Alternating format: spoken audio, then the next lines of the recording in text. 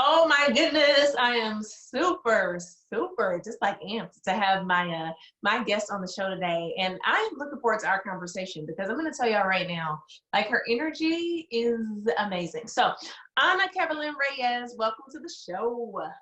Thank you, thank you, thank you for having me, Candace. I'm equally as excited. How you doing today?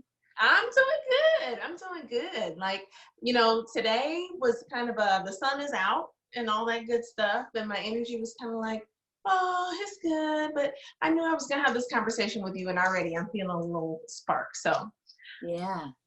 So, Anna, I came across you on Instagram really through somebody else that we knew, Finding Summit, that we're both connected to. Right? Yes. Love, love, love, love them. And I got a chance to just see some of your stuff on IG, and I don't remember what video. It was some video that you did, and I don't remember what it was about. I just remember like I was going with the energy because you were telling something. You were telling a story, but you were dancing to it and something. And I was like, this girl has got some amazing energy. And then you reached out, and I'm like, oh my gosh, I just had to have you on the show. So tell me a little bit about just your why, Anna, and what you're doing just as an entrepreneur and on this journey that you're on. Well, thank you for having me again. And Finding Summit is awesome, right? Great energy over there too. But I've been on this journey for, let's say, 6 years now. You know, when I discovered that I wanted to do something more. I wanted to help people in a way, right? So when I started this whole idea, I'm a speaker, coach right now, and consultant.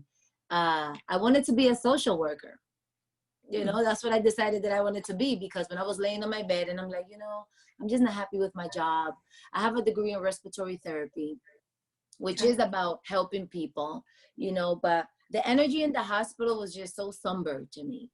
As you said, when you saw my video, I was just very lively and very, uppity. Every time I used to get to the hospital, somebody was telling me, be quiet, you're being too loud.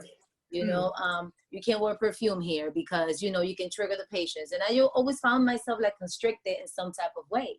That I loved, the patients, because I learned so much, especially from the elderly patients, But then, like I said, I found myself so restricted in so many ways, and I just worked the field for a year. A lot of things happened personally that removed me from that also. And then one day I was just like, I want to help people, because I've always worked in customer service. I've always did customer service. And around that time, I was working a call center job in New York City, working for 311. And it was, again, helping people that needed assistance with the city and stuff like that. So now, I'm laying in my bed and I'm like, I want to do something more. I want to do something deeper. I'm like, I want to help people that have like problems and issues, So I started coming, like, I'm going to go back to school and I'm going to be a social worker. I'm like, yeah, that's what I'm going to do. But then that feeling of like, oh, I don't want to go back to school. I don't want to go get more loans and do all this extra school stuff, that I love school. I love school. I was always the kid that loved school, right? Mm-hmm. But then I'm laying on my bed and I saw this thing about life coaching. And I'm like, what's a life coach, right? Like, what does a person like that do? So when I started reading, I'm like, oh my God, I can use my own life experiences to help other people. That's awesome. So right there, I signed myself up into a life coaching program in 2014. And I started like digging all these things about my toxicity and my own personal life and all my emotional and mental, and mental toxicity that I was walking around with. So I started working through that. Lord behold, I couldn't finish the program because the program was so expensive that I couldn't afford it. But for some reason, the universe brought that energy into my life. And I was in the program for a month and a half. And then the lady was like, look, I know you want to do this, but you ain't got no money, so I got to kick you out. I'm like, no. I ended up with a list of books that I just read for like a whole year or two. And all those books were about mindset and about personal development and about understanding the way the mind works. And then I dipped into books about, my own self, about emotional wellness and emotional well-being and emotional intelligence. And when I applied all of those things into my life started changing. So I was always on Facebook sharing my development, and people will always tell me like, you should write a book. or you should do a YouTube channel. And I'm like, man, I ain't writing no book. I'm not a writer. You know, like I enjoyed writing in the English language, you know, but I just didn't see myself writing a book or even being my own boss, because that's not something that we're taught. You know, we're taught, right. you know, you go to school, you got to find a job, and you got to go work for somebody. That's what we're taught from the moment that you reach, you know, pre-kindergarten to the 12th year grade of high school, and then you go into college. Now, again, you're going into school so you can learn a craft, so you can go work for somebody else. Yep. You know, and exactly if you become developed enough, then you open your own practice or whatever it is, you know, but you know how long that takes. But we're never taught, oh, you know, you go into the world and you're going to exercise your own powers to go and help others, you know. So when I started like walking into that light of I wanted to be my own independence, because one thing that I detest about the workplace is that they tell me that I have to be somewhere at a certain time. Ooh. What if I don't want to wake up? What if I'm tired? You know, and you're telling me that I got to be there at 6 a.m. every day. Every day you don't feel the same, you know. Absolutely. You know, and then you got all this workload to do. What if I don't want to do that much work that day? You know, and then, you know, all these pressures on you to get this done, get that done, get this done, get that done. You know, bosses usually speak down to their employees. So I always had an issue with that. I always clashed with like all of my bosses. Like, look, if you want respect, you're going to have to give me respect, because I'm a person too. I understand this is your business, but you're not going to be talking to me like that. Right. You know? So I always like clash with people when it came to that. And I'm like, man, you know, I enjoy laboring, because I'm the type of person that when I do something, I like to do something well. Yeah. You know, that's why wherever I work somewhere, people are like, oh my God, you're such a great worker. Oh, you know, because that was always part of me when I was a kid. Like I always did my homework like extra. If the A was not round enough, you know, like I will have an issue. Ball up the paper and throw it away, and like I will start all over again. High level like of achievement, like do it. Yeah, like this little perfectionist, you know, even though there's no such thing as perfection in the world, you know, but I always wanted to do things to the best of my ability. You know, and I'm like, look, if I go and I carry that same thing into my own stuff, I could do something really cool, you know? So that's what the book came about. And then I started, you know, just making my videos. And then I started taking classes. Now I started taking classes about branding. Like I took all the free classes there were in the whole history of the internet. Okay, like I took all the free ones because all the paid ones were a little expensive, you know, and I didn't have the budget at that time. So now after all the free classes, I'm like, okay, the free classes are good, but I'm still missing something, you know?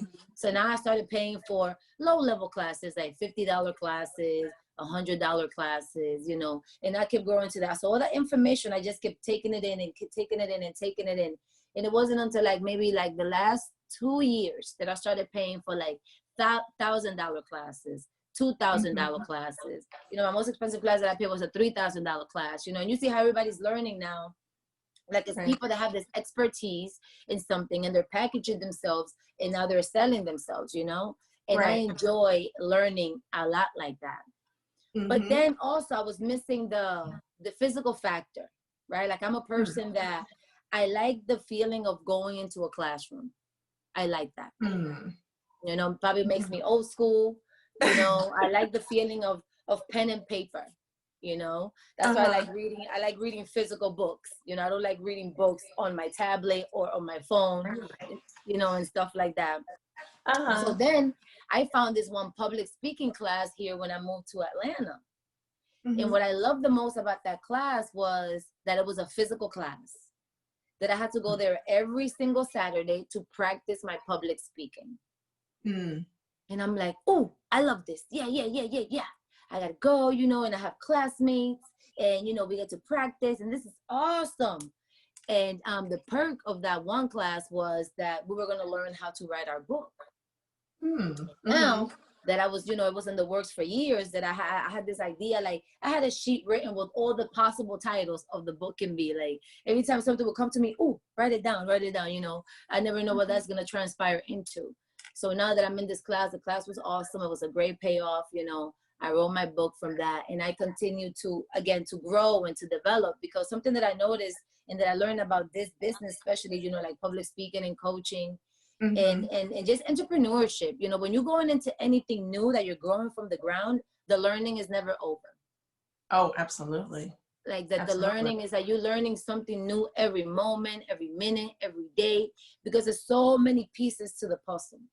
And once you think the puzzle is complete, it's like, no, it's something else now. There's more.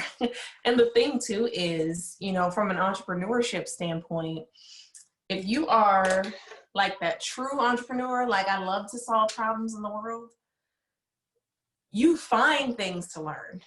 Like, exactly. like, oh, I need to do this, I need to do that. I mean, I don't know about you, Anna, but literally I have a list of there's stuff that I need to do for my businesses right now.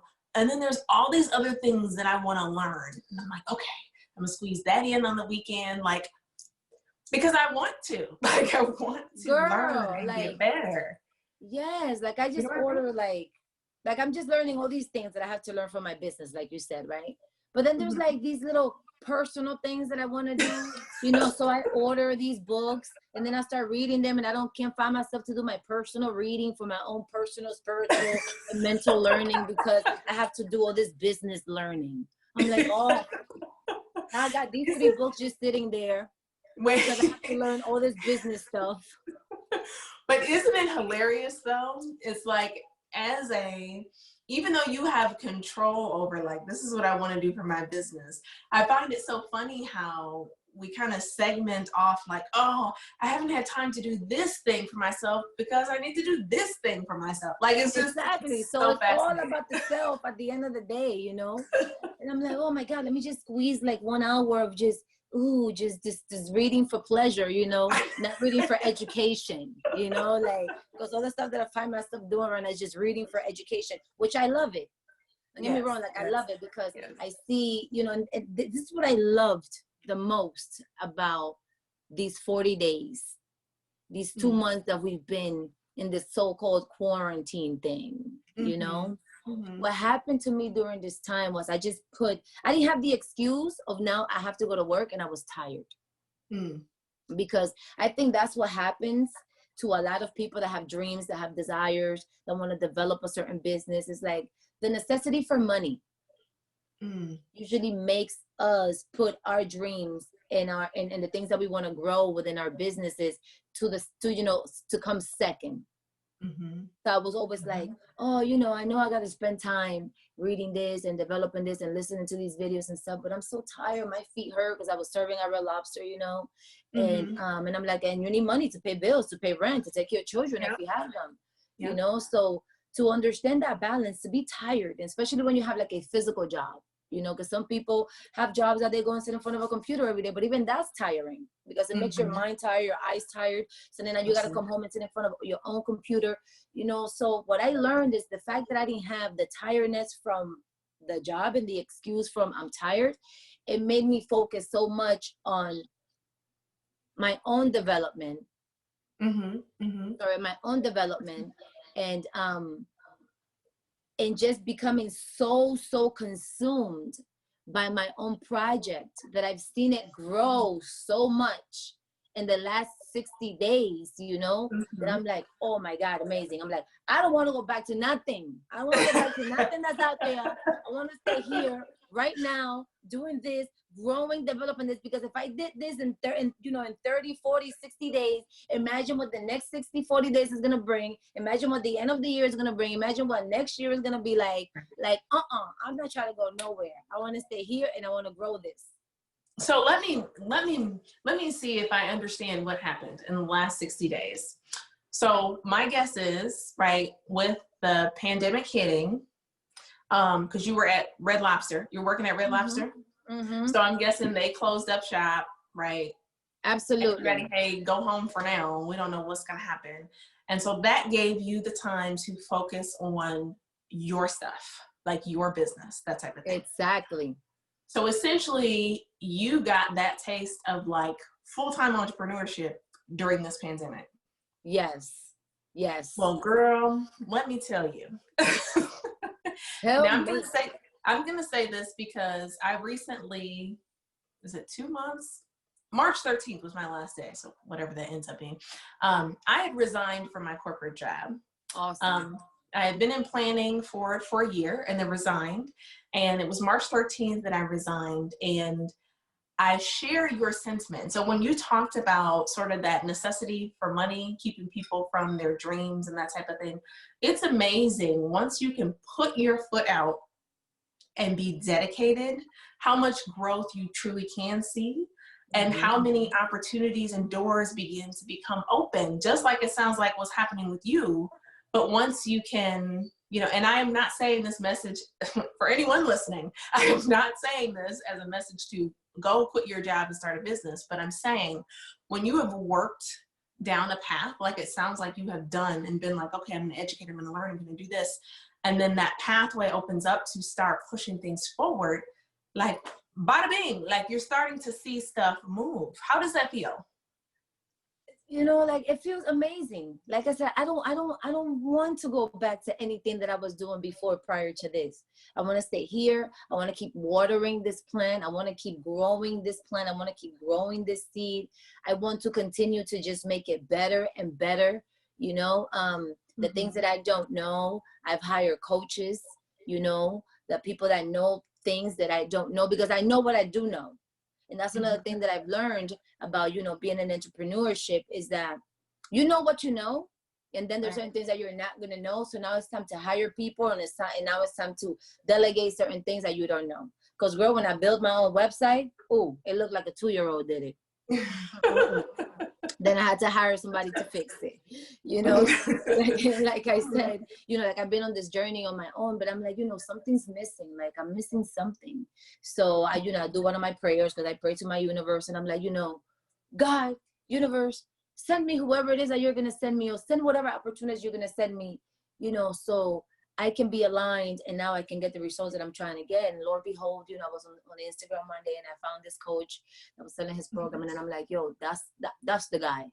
That's who I got to work with, you know. And I've been in that program for like 5-6 months now, and it's been awesome. You know, it has gotten me so much results. So it's just amazing. You know, I hired somebody else, and it's amazing how you hire people for one thing, and you know, when something is not working as that, you know, you express that to the person, and you know, you pivot, and now the person becomes of other value, you know. Because I'm like, I hire someone to do this one thing, and I'm like, you know, that's not really what I want to do now. You know, this is what I want to do. And it was amazing how he turned it around, and I'm like, well, we can continue to work together. I can just offer you assistance of what you need help with, you know. Because at the end of the day, when you're building a business, you know, people always say, oh, I'm self-made. Oh, I did it all on my own. No, you did Generally not. No, you did not, sweetheart. Right. Okay, you had help. Okay, because if it wasn't for that person giving you that opportunity, you would have never walked through that door. If it wasn't for that person building you that awesome website, you would have never had that awesome website. If it wasn't for that coach helping you, you know, yes, that you're providing a monetary value for services, because that's just life. You can go to the store and walk out with a loaf of bread and not pay for it, you know. And that's something that I noticed also about people. People are expecting a lot of things for free when life doesn't work like that, you know. In life, we either paying for products or services. Like I mentioned, you cannot go to a store. You know, you can go to a bookstore and just grab all the books that you like and walk out. No, you're gonna go to jail because you gotta pay for things. Right. That's stealing. So how do you expect to come? You know, that's stealing. You know, so how do you expect to come to someone? Yeah, that, you know, coaches and speakers were always providing value online or whatever, you know, but something that I come across is that people come in my inbox and I want to get more intimate and get this time. And I'm like, well, okay, now we have to charge a fee because now you want my undivided attention, you know. And that's something that I was on a Zoom class yesterday. And that was something that the teacher on there was making very, you know, very clear, like, you know, I'm selling this program for the next 30 days. And what you guys need to understand that I'm gonna give you my full undivided attention. And that's how I can only make this program for like 2 or 3 people, because I cannot handle them more than that. If I'm gonna focus so much energy on getting you to thrive in the next 30 days, that's gonna take a lot of me, because people have to think for you. You know, so that takes a lot of mental power. That takes a lot of emotional power. That's going to take a lot of physical power. So implement those things for you.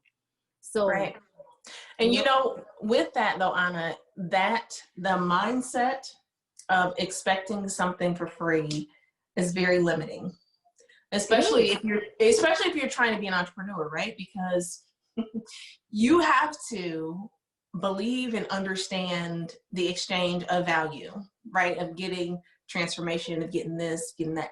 Guarantee you, when you are, if you are in that entrepreneurship space and all you're expecting is, oh, I need to do this for free, I need to do this for free, and never an investment, you will see that reflected in your business, right? Exactly. I always talk to people about how, for me, helping and making money go together. They do. And so whether that is, you know, an exchange that we do in order to help you get a transformation, or maybe it's all the exchanges that I've done with other people that now can help other people, right? Who are, you know, I was going to say in an orphanage somewhere, or anything, right, that can help further some cause.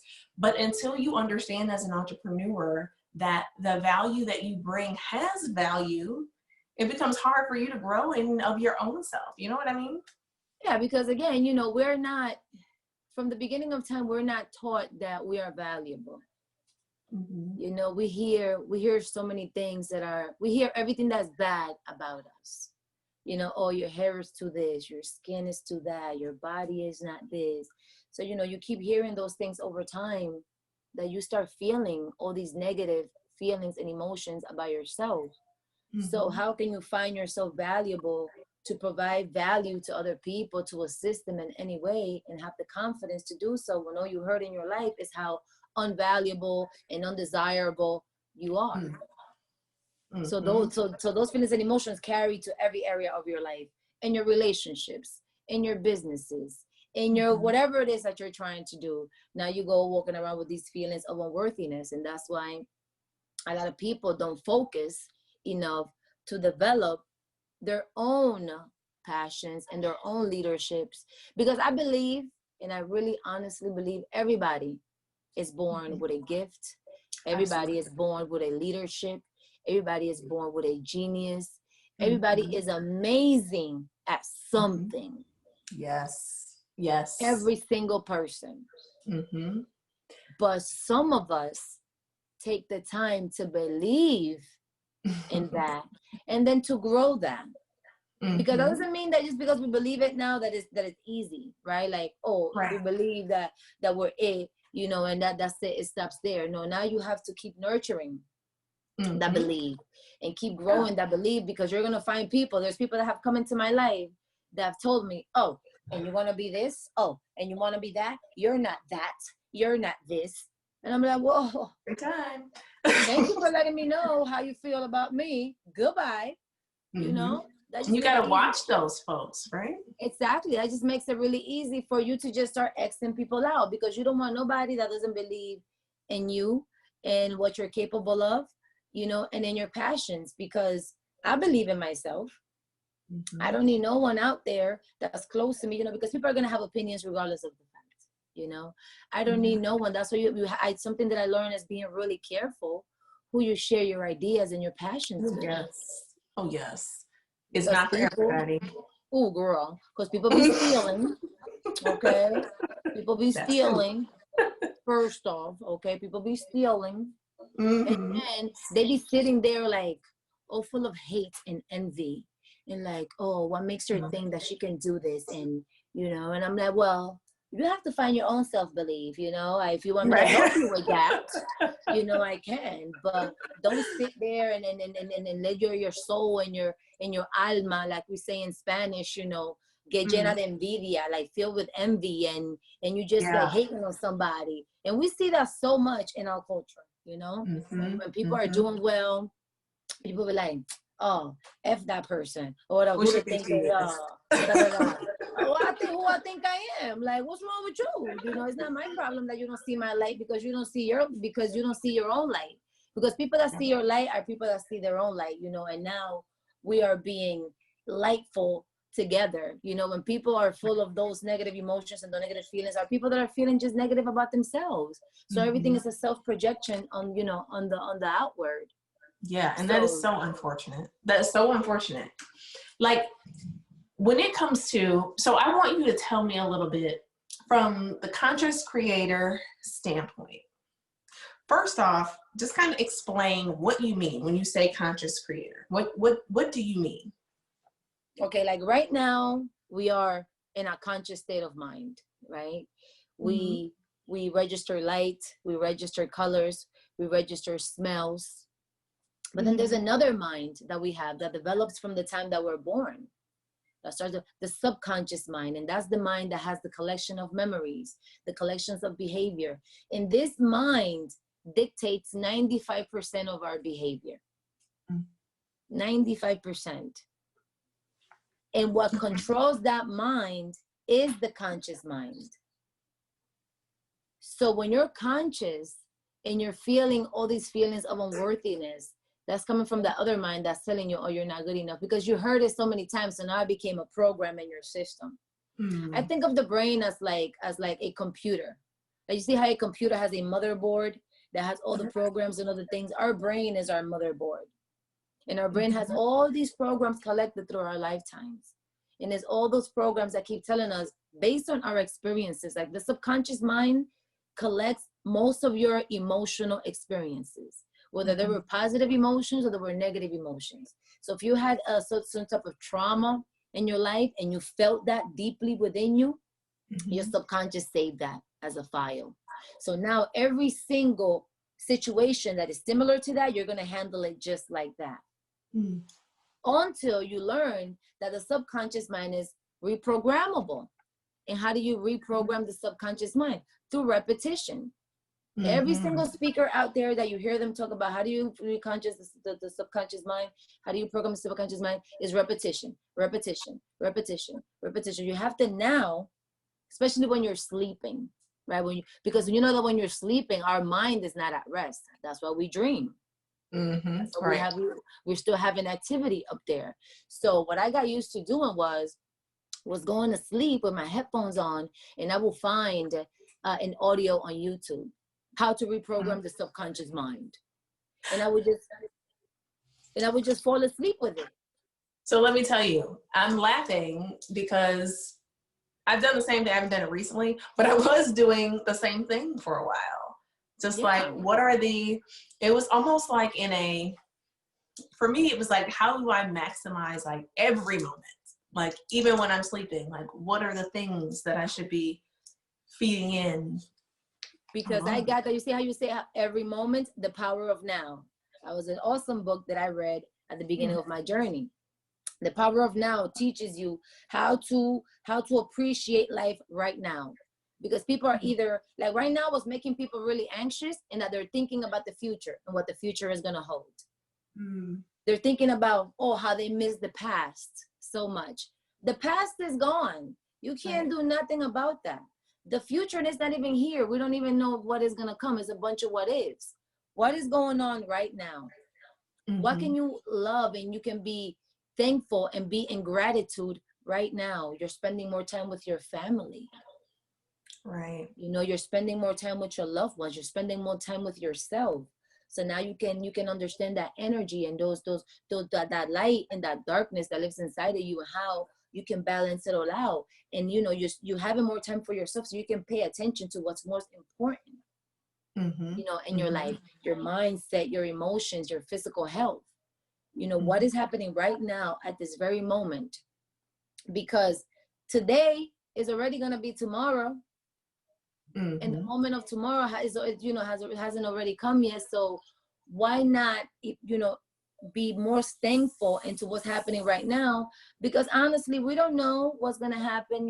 If the earth gets hit by a meteor, and then poof, everything is gone. And then you just sat there for the last 24 hours just stressing about how 2019 was, and how you want to go to the cookout and blah blah blah blah, or how you ain't gonna have your job.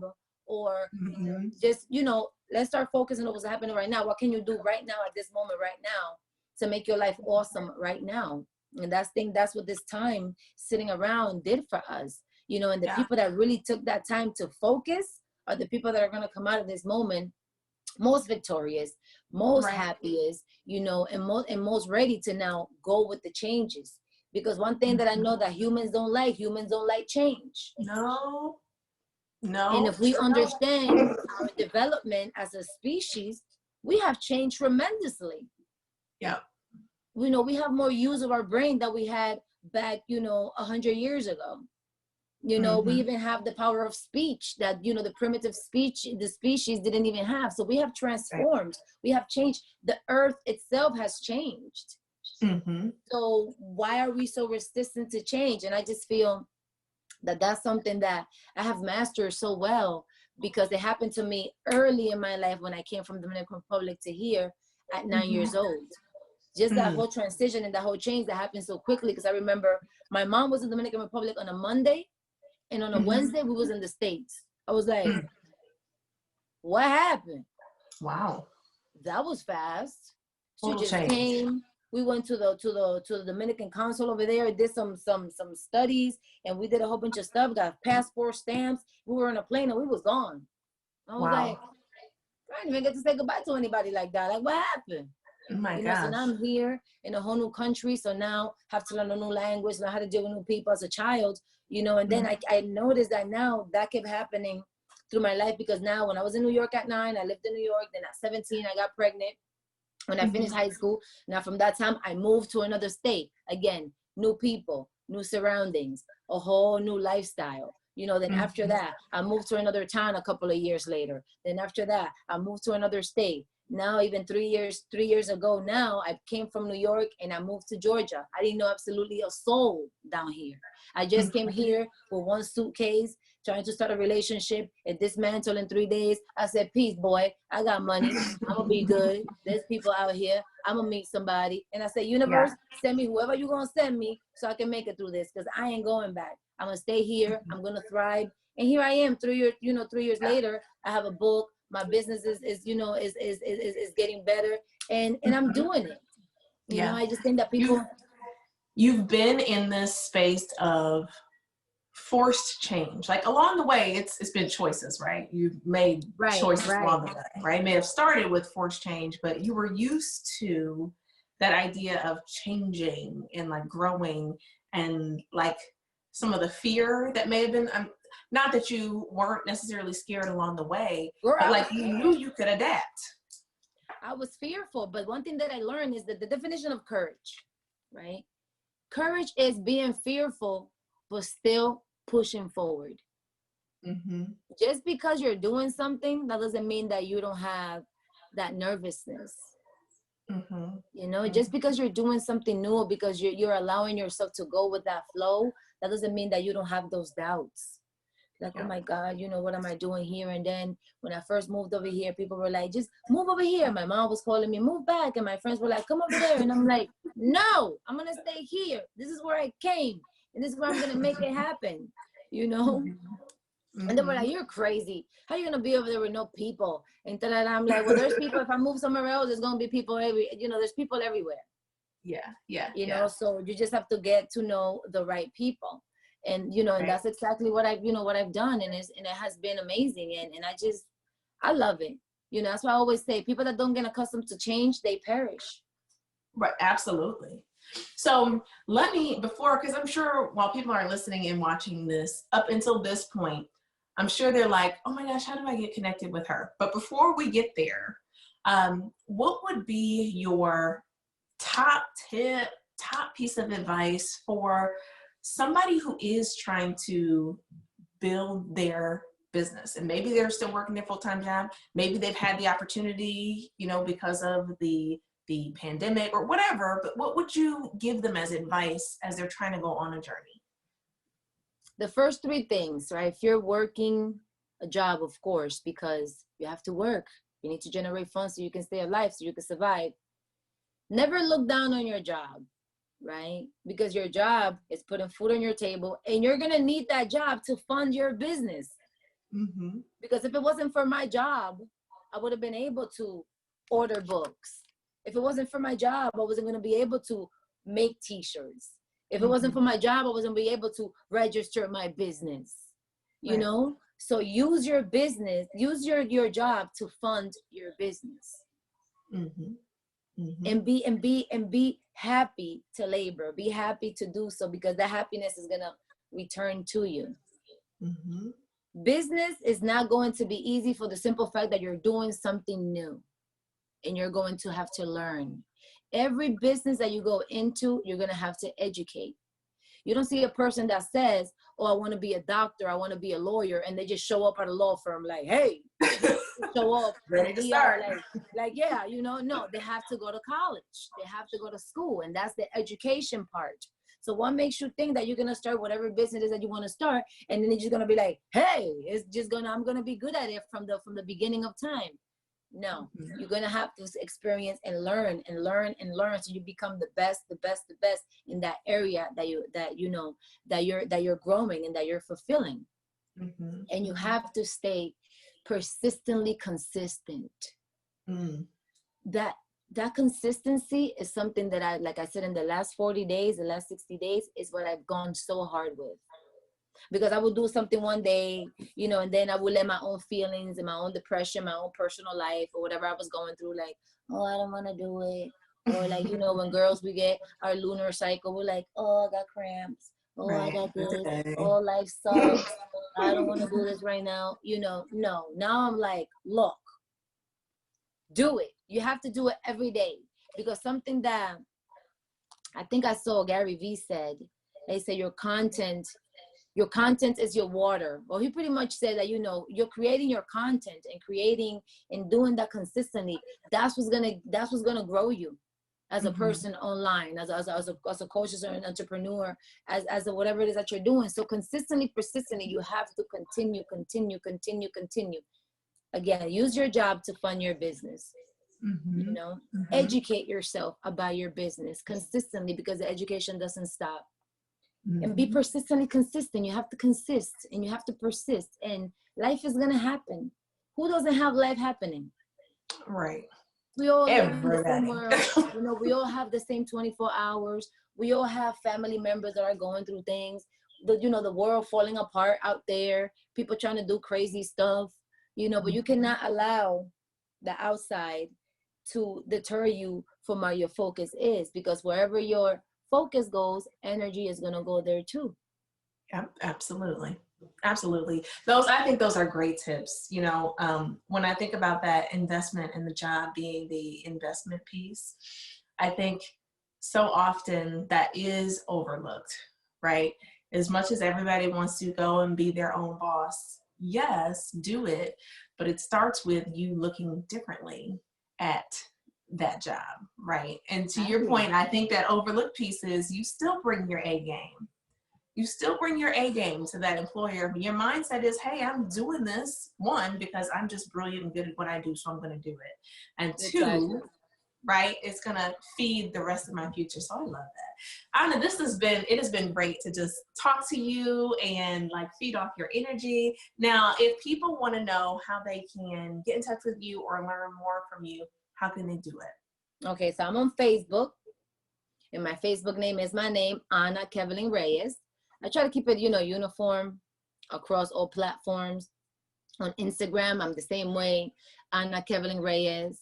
I'm working on my YouTube also, Anna Kevelin Reyes. I have my website, AnnaKevelinReyes.com. And the book is available on Amazon.